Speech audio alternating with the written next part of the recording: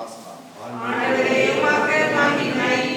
அதிகாரம் 9 திருவசனங்கள் 38 47 வரை. அக்காலத்தில் யோவான் இயேசுவிடம், போதகரே, ஒருவர் உமது பேரால் பேய்கள் ஓட்டுவதைக் கண்டு நாங்கள் அவரை தடுக்க பார்த்தோம், ஏனெனில் அவர் நம்மை சாராதவர் என்றார். அதற்கு இயேசு கூறியது, தடுக்க வேண்டாம், ஏனெனில் என் பெயரால் வல்ல செயல் புரிபவர் அவ்வளவு எளிதாக என்னை குறித்து இகழ்ந்து பேச மாட்டார். ஏனெனில் நமக்கு எதிராக இராதவர் நம் சார்பாக இருக்கிறார். நீங்கள் கிறிஸ்துவை சார்ந்தவர்கள் என்பதால் உங்களுக்கு ஒரு கிண்ணம் தண்ணீர் கொடுப்பவர் கைமாறு பெறாமல் போகார் என உறுதியாக உங்களுக்கு சொல்கிறேன். என் மீது நம்பிக்கை கொண்டுள்ள இச்சிறியோர் எவரையாவது பாவத்தில் விழச் செய்வோருடைய கழுத்தில் ஒரு இயந்திர கல்லை கட்டி கடலில் தள்ளிவிடுவதே அவர்களுக்கு நல்லது. உங்கள் கை உங்களை பாவத்தில் விழச் செய்தால் அதை வெட்டி விடுங்கள். நீங்கள் இரு கையுடையவர்களாய் அணையாத நெருப்புக்குள் நரகத்துக்குள் தள்ளப்படுவதை விட கை ஊனமுற்றவராய் நிலைவாழ்வில் போவது உங்களுக்கு நல்லது. உங்கள் கால் உங்களை பாவத்தில் விழச் செய்தால் அதை வெட்டி விடுங்கள். நீங்கள் இரு காலுடையவராய் நரகத்தில் தள்ளப்படுவதை விட கால் ஊனமுற்றவராய் வாழ்வில் போவது உங்களுக்கு நல்லது. உங்கள் கண் உங்களை பாவத்தில் விழச் செய்தால் அதை பிடுங்கி எறிந்து விடுங்கள். நீங்கள் இரு கண்ணுடையவராய் நரகத்தில் தள்ளப்படுவதை விட ஒற்றை கண்ணராய் இறையாட்சிக்கு உட்படுவது உங்களுக்கு நல்லது. நரகத்திலோ அவர்களை தின்னும் புழு சாகாது, நெருப்பும் அவியாது. இது வாழ்வுதல். ஆண்டவர் இயேசு கிறிஸ்துவின் உயிருள்ள வார்த்தைகள். அமர்ந்திருங்கள்.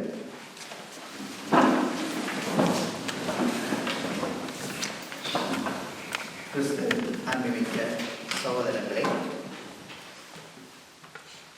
ஆண்டவர்கிட்ட போய் நாங்கள் கை நீட்டி, ஆண்டவரே தங்களுக்கு தேவையான தாரம் என்று கேட்டால் ஆண்டவர் என்ன செய்வார்? அவர் உள்ளத்தை ஊடுருவிப்பாங்க. இல்லை, உள்ளத்தை ஊடுருவிப்பாங்க. உங்களுக்கு தெரியும், என்ன, ஒரு முடக்குவாதம் ஒரு உடையவன் ஒருத்தர் 4 பேர் கட்டியில் தூக்கி கொண்டு வந்து ஆண்டவருக்கு முன்னால் வளர்த்துருவான். அப்பொழுது ஆண்டவர் இயேசு அவன் தூக்கின வந்த காரணம் என்ன? 4 பேர் தூக்கின வந்தவங்க எழுப்பி நடப்போம். அவனும் ஆசைப்பட்டது என்ன? நான் எழுப்பி நடப்போம். கொண்டு வந்து வளர்த்தியாச்சு. ஆனால் ஆண்டவர் இயேசு அவன் விட்டு பார்த்தார். இப்படி பார்த்து என்ன சொன்னார்? ஒரு வசனம் சொன்னார். என்ன வசனம்? எழுப்பி நடன்னு சொல்லி, எழுப்பி நட என்று சொல்லி, உன் பாவங்கள் மன்னிக்கப்பட்டன. அவன் எதிர்பார்க்கல. அவன் தன்னுடைய பாவங்கள் அவனுக்கு தெரியும், ஆனால் அதை பற்றி அவன் யோசிக்கல. அவன் கேட்டது என்ன? நான் குணமடையவன், அவ்வளவுதான். அவனுடைய 4 பேர் தூக்கி வந்தது காரணம் என்ன? நம்பிக்கை. நான் நீ குணமடையவன், நீ குணமாக்குறேன், நலமாக்குறேன். ஆனால் ஆண்டவர் இயேசு அதை செய்ய அவனுடைய உள்ளத்தை ஊடுருவி பார்த்தார். அவனுக்குள்ள பலவிதமான பாவங்கள். சிலர் பாவம் இல்லாமல் இருக்கலாம், ஆனால் மனதில் கவலை, கோபம், பயம், 3 விதமான ஒரு மனிதனை பாட்டி வதைக்கிறது தான். அது அவன் உள்ளத்துக்குள்ளே இருக்கு. பயம் இருக்கு, கவலை இருக்கு, கோப உணர்வுகள் ஏராளம். மன்னிக்காமல் இருப்பான். எத்தனை பேர் மன்னிக்கல? என்னால் அவர்கள் செய்த கொடூரமான காரியங்களை பார்த்து மன வேதனை கொடுக்கிறான். மன்னிக்க முடியாமல். எப்படி மன்னிக்கலாம்? எனக்கு இவ்வளவு துரோகம் செய்திருக்காங்களே, தான் அவருடைய இது. அவன் ஆண்டவர் சொன்னார், மகனே, நீ சொல்லுவதற்கு முதல் நான் உன் பாவங்களை மன்னிக்கிறேன் ஏற்பாயா? ஏற்பாயா? நாங்கள் ஏற்றுக்கொள்வோமா? ஒரு ஆள் வந்து உங்களுக்கு முன்னாடி சொல்லு, உங்களுடைய பாவங்களை எல்லாம் மன்னிக்கிறேன், ஏற்பீர்களா? எங்களுக்கு தெரியாது, ஏற்க மாட்டோம். ஆண்டு கேட்டுக்கொண்டே இருப்போம், கேட்டுக்கொண்டே இருப்போம், முடியும், ஏற்க மாட்டோம். ஆனால் அவன் ஏற்றான். ஏற்றபடியால் தான் ஆண்டவர் அடுத்த ஸ்டெப்பில் சொன்னார், என்ன? எழும்பு நட, எழும்பு தூக்கு நட. எழும்பு தூக்கு, கட்டில தூக்கு, நடந்து போன்னு சொன்னார். இன்றைக்கும் அதான் நாங்கள் நினைச்சு பார்ப்போம். நாங்கள் ஆண்டவர்கிட்ட வந்திருக்கிறோம். இயேசு கிறிஸ்து இந்த இடத்துல பிரசன்னமாக உயிரோடு நிற்கிறார் உங்களுக்கு முன்னால். அவர் உங்களை ஒவ்வொருத்தரையும் நன்கு அறிவார். அப்படின்னு நாங்கள் சொல்ல தேவையில்லை. இந்த உள்ளங்களையெல்லாம் அவர் நன்கு படம் பிடிச்சி வச்சிருக்கார். ஏன்னா நாங்கள் பிறப்பதற்கு முதலே எங்களுக்கு தெரியும், அவருக்கு பிறந்த பிற்பாடு தெரியும், வளர்ந்த விதமும் தெரியும், பிறகு இடம்பெயர்ந்து இப்படி வந்து இங்கே நாட்டுக்கு வந்ததும் தெரியும், வரும்பொழுது ஏற்பட்ட கஷ்டங்களும் தெரியும், நீங்கள் பட்ட அனுபவங்களும் அவருக்கு தெரியும். உங்களோட மனதில் எவ்வளவு விதமான பயங்கள், கவலைகள், கோபமான உணர்வுகள் ஏற்பட்டு மோதி மோதி மோதி மோதி இன்றைக்கு இந்த நிலையில எங்களுக்கு ஆணித்தரமாக பார்க்க மாட்டோம். இன்றைக்கு 2வது வாசம் செல்வம், செல்வம் வேணும், பணம் வேணும். எங்களுக்கு போதாது, எங்களுக்கு காணாது, அதனால செல்வம் வேணும். அங்கே இலங்கையில் எங்களுக்கு உழைச்சி கட்டாது, எங்களுக்கு என்ன கடமைகள் இருக்கு. பிள்ளைகளுடைய திருமணம், சகோதரர்கள் திருமணங்கள் செய்து வைக்கும், அதில் வீடு இல்லை, அதில் எத்தனை கரைச்சாங்க துன்பாங்க, இப்படி எத்தனையோ விதமான இதுகளோடு தான் வந்துருக்கோம். அவருக்கு நல்லா தெரியும். ஆனால் இங்கே வந்து நாங்கள் தமிழில் இருக்கிறபடியா பாவசம் செய்யலாம். தமிழ் குருக்களை தெரிவிக்கிறது கஷ்டம், டாச்சில் விஜயரன்காரன் கஷ்டம், போக மாட்டோம், விளங்கிக் கொள்ள மாட்டோம். அதனால நாங்கள் என்ன செய்யலாம்? ஐயாவே 1 வருஷம், 2 வருஷம், 3 வருஷம், 4 வருஷம், 5 வருஷம், 6 வருஷம், 7 வருஷம், 10, 11, 20, 20 இப்படியே போய்கிட்டு இருக்கு. செய்கிறது எப்பயாவது சந்தர்ப்பம் கிடைக்கா பார்ப்போம்னா சந்தர்ப்பம் கிடைக்கிறது இல்லை. நாங்கள் முயற்சி எடுக்கிறதில்லை, நாங்கள் முயற்சி எடுக்க அப்படியே போய்கிட்டு இருக்கு. ஆண்டவர் அறிவார். ஆண்டவர் சொல்கிறேன், நான் 139 திருப்பாடல் சொல்கிறேன், நீ நடப்பதையும் நான் அறிவேன், நீ நடப்பதையும் நான் அறிவேன், நீ இருப்பதையும் நான் அறிவேன், நீ என்ன சொல்லுவதையும் நான் அறிவேன், எங்கே போனாலும் நான் உன்னை பின்தொடர்ந்து தான் நான் தெரிகிறேன். நீ எங்கெங்கெல்லாம் போய் கொண்டிருக்கிறாய், எப்படிலாம் வாழ்ந்து கொண்டிருக்கிறாய், இந்த வாழ்க்கை எவ்வளோ காலத்துக்கு வாழ போகிறாய். ஆண்டவன் கையில் கட்டி விட்டு மாதிரி, மாட்டோட கையை விட்டு மாதிரி எங்கேயும் போய் மெய், ஆனால் கையில் என்னட்டு தாண்டி, மாட்டோட கையில் என்னட்டு தான். அவைதான் இன்றைய நாளில் நாங்கள் நினைச்சு பார்ப்போம், எங்களுக்குள்ள எத்தனை விதமான பாவம் இன்றைக்கு நினைச்சு பார்ப்போமே. பாவம் என்றால் என்ன சொல்வீங்க? பாவம் என்றால் என்ன? நான் சொல்றீங்களா? பாவம் என்றால் என்ன? பாவம் என்றால் என்ன? 4 பேர் சேர்ந்து ஒரு பாவத்தை செய்யலாம்னா செய்வோம், அப்போ பாவம். இன்றைக்கு நாடுகளில் சில இடங்களில் நான் பார்க்குறோம், சில பாவங்களை நாங்கள் பாவம் என்று சொன்னதுகளெல்லாம் இன்றைக்கு அவங்க இல்லை, அது 4 பேர் அல்லது அந்த சங்கத்தில் இருக்கிறாங்க ஒத்து வந்தால் சரி, ஆனால் பாவம் இல்லை, சட்டத்தை போட்டு பாவம் இல்லை நடத்தலாம். இன்றைக்கு எத்தனை பேர் கேட்கிறார்களா? பாவம் இல்லை, மாற்று, பாவம் இல்லை என்று எழுது சொல்லு, அது நாங்கள் செய்யலாம். இன்றைக்கு எத்தனை காரியங்கள் செய்யலாம். அது மாதிரி நீங்களும் நாங்கள் ஞாயிற்றுக்கிழமை கோசம் போவாவிட்டால் அது பாவம் இல்லை, நாங்களே தீர்மானிச்சோம். ஏன் எங்களுக்கு ஞாயிற்றுக்கிழமை கோசம் போகிறதுக்கு நேரம் இல்லை, வேலை எப்படி விட்டு போகிறது? விட்டா வேலை, நாளைக்கு வேலை இல்லை, நாளைக்கு இன்றைக்கு போய் விட்டா நாளைக்கு வேலை இல்லை, அதனால நான் பூசை போகிறது பாவம் இல்லை. நாங்களே தீர்மானிக்கிறோம் எது பாவம் இல்லை, எது பாவம் இல்லை. வேதாந்தத்தை வாசிக்கிறது தேவை, ஒவ்வொரு நாளும் வாசிக்கிறோம், அன்றாட சாப்பாடு. ஆனால் வாசிக்காம வர்றதுனால பாவம் மட்டும் யாரும் நினைக்கிறது இல்லை. எங்களுக்கு நேரம் இல்லை அது வாசிக்கிறது. காலமான ஜோன் சொல்லணும், கடவுளை தொடவணும், செய்ய வேணும் கடமை. ஆனால் எங்களால் வேலா எவ்வளோ விடாது, வெள்ளம் வேலா, ஏன் நித்திர விடாது, முடிஞ்சு வந்து வெள்ளோட படுக்கணும், ஏன் வெள்ளம் எழுப்பணும், அதனால விடாது மோதல்களை கண்டிப்போம். இப்படியே நாங்கள் என்ன இது பாவம் இது பாவம் இல்லைன்னு தெரியாத நிலைக்கு வந்துட்டோம்.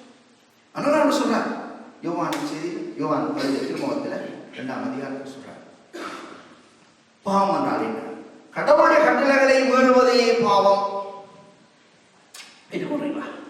கடவுளுடைய கட்டளைகளை மீறுவதே எது கடவுளுடைய கட்டளைகள்? 10 கட்டளை. பழைய மாற்றத்தில் 10 கட்டளை. உலகம் பூராவும் கடைப்பிடிக்க வேண்டிய. நாங்கள் 10ஐயும் கடைப்பிடிப்போமா? சில பேர் சொல்லுவோம், நான் கட்டளையும் கடைப்பிடிக்கிறேன். ஆனால் ஒன்று எடுத்து பார்க்க இருந்த முதலாவது கட்டளை கடவுளுக்கு முதலிடம். அந்த இடத்துல இன்னொன்று அமைக்கப்படாது. அந்த இடத்துல இன்னொன்று நாங்கள் இன்றைக்கு எதை முன்னுக்கு வச்சிருக்கோம்? கடவுளுக்கு இடத்துல செல்வத்தை வச்சுருக்கோம். முதலாவது 2வது வாசகத்தில் சொல்கிறேன், நாங்கள் செல்வத்தை முன்னுக்கு வச்சிருக்கோம். எங்களுடைய முழு இதுக்கும் எங்கே நிற்கிது? மையத்தில் செல்வம் வேணும். அதான் எங்களோட மையம். அந்த மையத்தில் தான் நான் செய்யப்போம். அதை பாதுகாக்கிறதுக்காக நான் செய்வோம். ஆனால் எனக்குள்ள அடி மனதில் இருக்கிறது என்ன? உழைக்கும், பணம், வசதி வேணும், வீட்டுக்கு போவான், அந்த காரியங்கள் செய்வான். எல்லாத்துக்கும் இது சாத்தான் எங்களை அந்த அளவுக்கு சோதிக்கிறதுக்கு வந்துட்டான். என்ன பணம் இல்லாமல் உன்னால் ஒன்றும் செய்ய இயலாது எந்த அளவுக்கு சோதிச்சுட்டாங்க சாத்தான். என்ன உங்கள் மனதில் எங்களை கொண்டு ஒரு கட்டத்தில் விட்டுட்டு சொல்றான், எங்க பார்ப்போம் நீ பணம் இல்லாமல் வாழ்ந்து பார் பார்ப்போம், வாழ்ந்து பார் பார்ப்போம். இதான் சாத்தான் கொண்டு எங்களை விட்டு கேட்டா அந்த அளவுக்கு நாம இன்னைக்கு கஷ்டப்படுறோம். உண்மைதான். ஆனால் கடவுளை கட்டளை என்னோட பதிலாக இன்றைக்கு நான் அதுக்கு பதிலாக இப்போ ஒரு நீங்கள் அறிஞ்சிருப்பீங்க நினைக்கிறேன், குபேரன் பொம்மை கேள்விப்பட்டீங்களா? குபேரன் என்னது? அதே இந்த பொருளை நீங்கள் வீட்டில் வச்சுருந்தீங்க, சில வச்சுருக்காங்க, சில கிஃப்டாக கொடுத்துருக்காங்க, அது சும்மா வாங்கி வடிக்கன்னு வச்சுருக்காங்க. ஏன் அது செல்வம். செல்வம் அப்போ போச்சு கடவுள் செல்வம் தர மாட்டேன், சில வழி வாழ்ந்துட்டோம், கடவுள் தர மாட்டேன். இதுதான் தேவை. அது பக்கத்தில் காசும் போடுவோம், சந்தன பூச்சி கொடுத்துவோம் இல்லையா? வழிபட தொடங்குறோம், சில வழிபாடு தொடங்க போயிட்டு. ஆனால் அவங்களுக்கு தெரியாமல் அவன் தந்துட்டான். யாரும் பிரசன் படுத்துட்டான். கொடுத்த பிரசன் என்ன செய்யலை, வீட்டில் வச்சிருக்கோம். ஆனால் அடிமனத்தில் என்ன இருக்கு? செல்வம் தரம். செல்வம் தரம் எங்கே போயிட்டோம்? ஏமாந்து போயிட்டோம். சைனீஸ் போக யாரோ ஒரு செல்வக்காரன், பணக்காரன், அவன் உருவத்தை வச்சா பெருமான்னு சொல்லி இவங்க நம்பிட்டாங்க. நம்புற அப்படியே அதனால வச்சிருக்கோம். ஆனால் உண்மையில் அதனால் எங்களுக்கு செல்வம் தர வேணும். நாளைக்கு நீங்கள் சொல்லுவீங்களா, ஆண்டவரே ஏன் செல்வம் தெரியல, இந்த பொம்மை தான், இந்த சுபேரன் தான் எங்களுக்கு தான் சொன்னால் எப்படி இருக்கும் எங்களை வாழ்க்கை? அப்படியா உங்களோட வீட்டில் இருந்தால் இன்னைக்கு தூக்கி அறிஞ்சிருக்கோம். சில பயம், ஐயோ என்ன ஒன்றுமே நடக்காது, அது சாதாரண பொருள், நாங்களே பயப்படுவோம் அதுக்கு. அது விளமை இருக்கா? நாங்கள் உங்களோட விளமை இல்லையா? அங்கிட்ட விளமை இல்லையா? நாங்களே பயப்படுவோம் அதுக்கு. ஒன்று குப்பைகள் போக முடியாது. ஓ தூக்கி அறிஞ்சு இன்றைக்கு நினைப்பது நான் பார்க்கணும். விளையாடுது விளையாடுது. அப்போ எங்களோட நோக்கம் என்ன? செல்வத்தை திரட்டுறாரு எங்களோட நோக்கமா? ஆண்டவர் சொல்கிறார், இன்றைக்கி செல்வத்தை நான் பார்த்து சொன்னேன். செல்வன் அவன் எல்லாம் விளைச்சி பெரிய தானியங்கள்லாம் விளைச்சி மூடையாக அரிசி வந்து இறக்குது. பார்த்தான் இது வைக்கிறதுக்கு இடம் இல்லைன்னு பெரிய மண்டபங்களை கட்டினான். அதுக்குள்ள கொண்டு அடைச்சி வச்சு போட்டு கடைசி இருக்கிறா. இனி நான் நிம்மதியாக உறங்கலாம், நிம்மதியாக வாழலாம். ஆண்டவர் என்ன சொன்ன? இன்றே உன்ற உயிர் போயிடும், நீ நாளைக்கு இருக்க போகிறதில்லை. நாளைக்கு இருக்க இதெல்லாம் என்ன ஆகும்? இதெல்லாம் என்ன ஆகும்? அதான் நாங்கள் பார்க்குறோம். செல்வந்தர்களை பற்றி ஆண்டவர் யாகப்படல இல்லை கடுமையாக சொல்ல. என்றால் எல்லாத்துக்கும் ஆணி வேர் இந்த பணம் தான். எல்லா பிரச்சனைகளுக்கும் ஆணி பேர் என்ன? பணம். ரூட் ஆஃப் எவ்ரி ஈவல்னு சொல்றேன். எல்லா தீமைகளுக்கும் பணம் தான் காரணம். அதனால பொறாமை, சண்டை, சச்சரவு வர்றதுக்கு காரணம் என்ன? இதுதான். அப்படியே தான் ஆண்டவர் சொல்றாரு, உங்களுக்குள்ள இந்த மன மாற்றம் வர வேணும். நாங்கள் ஆண்டவர் இயேசு அந்த பாவத்துக்கு சொல்ற நேரத்தில் நாங்கள் பார்க்குறோம், 10 கட்டில் மட்டுமில்லை பாவம். அதனால நாங்கள் ஒன்றோட பெற்றோருக்கு நான் கரம் பண்ணலாம். இல்லை எங்களோட நாட்கள், எங்களுடைய திருநாட்கள், கடவுளுடைய புனிதமான நாட்கள், ஞாயிற்றுக்கிழமை புனிதமான, அதோட 5 புனிதமான நாட்கள் எங்களுக்கு தந்திருக்கிறோம் வருஷத்தில். இல்லை பாஸ்கா கடமையை செய்ய சொல்லலாம். இதெல்லாம் நான் கடைப்பிடிக்குவோம். ஆனால் நாங்கள் வந்திருக்கிற நாட்டில் கடைப்பிடிக்க இயலாது. ஏன்னா அந்த நாட்டில் வந்து கடைப்பிடிக்க முடியாத நாட்டில் வந்துருக்கோம். அப்போ என்ன கடைப்பிடிக்க மாட்டோம். ஆனால் பெரும்பாலும் நாங்கள் கால கைவிடையலாம். எங்களுக்கு சந்தர்ப்பம் கிடைக்கும் தானே நம்ம பூசலுக்கு இல்லை கட்சி பேசுது, அங்கே போய் செய்ய வேண்டியா? அங்கே சொல்லக்கூடிய அளவு சொல்ல வேண்டிய சரியா சொல்ல தெரியாத ஒரு அளவுக்கு சொல்லி மனைவி பரவாயில்ல. அதெல்லாம் செய்ய மாட்டோம். நாங்கள் இல்லை தமிழ்லாம் செய்வோம், வீட்டில் போய் செய்வோம், சிலங்கையில் போய் செய்வோம், அல்லது வேறு யாரும் தமிழ் மடுவில் போய் செய்வோம், இப்படியே காலம் கடந்து போவோம், வெளியே செய்ய மாட்டோம். அந்த அளவுக்கு நாங்கள் பாவத்தை பற்றி பெருசாக கருதுகிறேன். பாவத்தை பற்றி பார்த்தால் எங்களை தாக்கத்தை நான் உணர்றேன். பாவத்தால் பெரிய வருத்தம். நாங்கள் சின்ன ஒரு வருத்தம், எங்களுக்கு ஒரு நெஞ்சிலே அது கையிலே ஏதோ காயம் வந்துட்டோம், பெரிய வருத்தம் அப்படின்னு சொல்லி ஆஸ்பத்திரியில் காட்டி மருந்துனா விடும். ஆனால் இந்த பாவத்தை இதனால் போகிற வருத்தத்தை நாங்கள் நினைச்சு பார்க்குறேன். இதை எங்களை பாதிக்கமாக நினைக்கிறேன். ஆனால் இது பயங்கரமாக பயங்கரமாக. அது மட்டும் இல்லை, ஆண்டவர் இயேசு இந்த 10 கட்டளை விட ரொம்ப ஆச்சரியம். நீ செய்தால்தான் பாவம் நினைக்க 10 கட்டளை அப்படின்னா அதுக்கு என்ன, நீ கொலை செய்தால்தான் அது கொலை, சரி செய்யாவிட்ட திட்டம் போட்டுட்டு செய்யறது சந்தர்ப்பம் கிடைக்காவிட்டால் பாவம் இல்லையா? இயேசுனா சொல்ற இல்லை, நீ செய்யறதுக்கு முதலே நீங்க பாவம் செஞ்சுட்டா. இச்சையோட ஒரு ஆளை நான் பார்த்து நான் இருந்தேன் போதும், சரி நீ நிகழ்த்தினான் என்ன நினைச்சாலே அது பாவம்னு சொல்றேன். ஒரு ஆளை பார்த்து முட்டாள்னு சொன்னாலே பாவம்னு சொல்றேன்.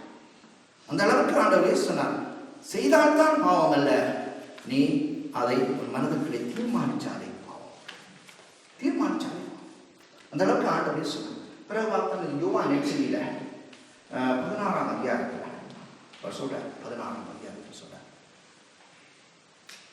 பாவம் பற்றிய கருத்து மக்கள் வைத்திருக்கிறது தவறான சொல்றாங்க.